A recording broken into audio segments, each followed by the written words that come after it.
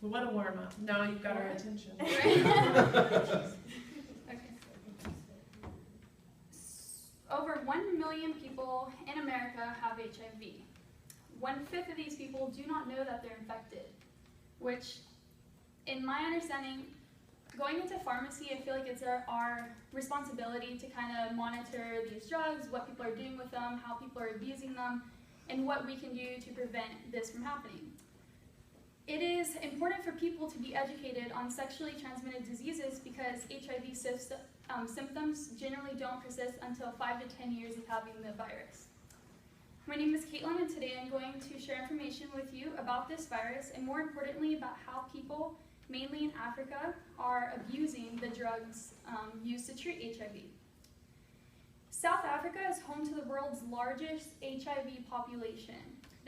70% of everyone in Africa has HIV.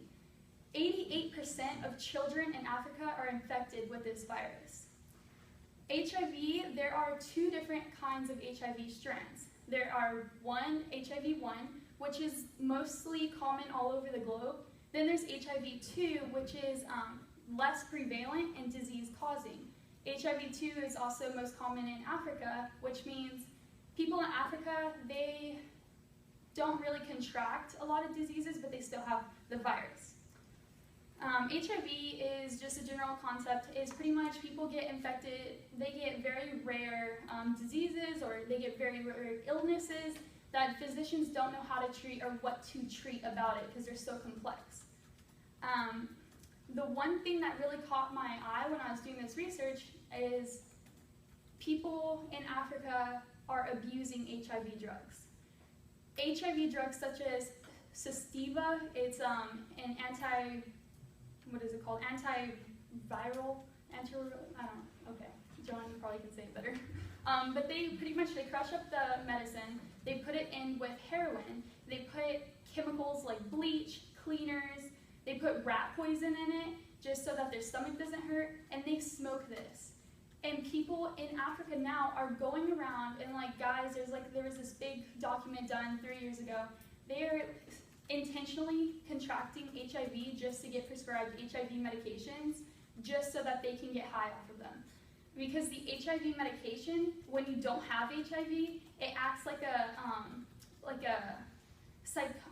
psychotic drug. Like if you did acid or LSD, like all that, things that make you hallucinate, makes you feel funny, makes you fight it, and then you get, that high off of it.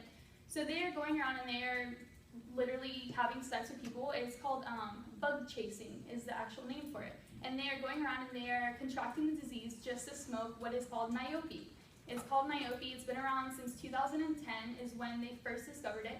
And it starts off in Africa, and the more it travels, the dirtier it gets.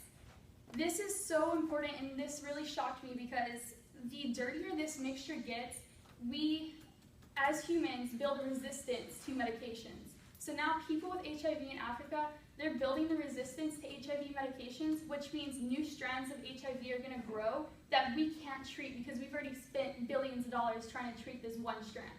So, as that in conclusion, I have told you about HIV drugs, told you about Nyaope, and I hope that this just opens up a new door for everyone. So, thank you.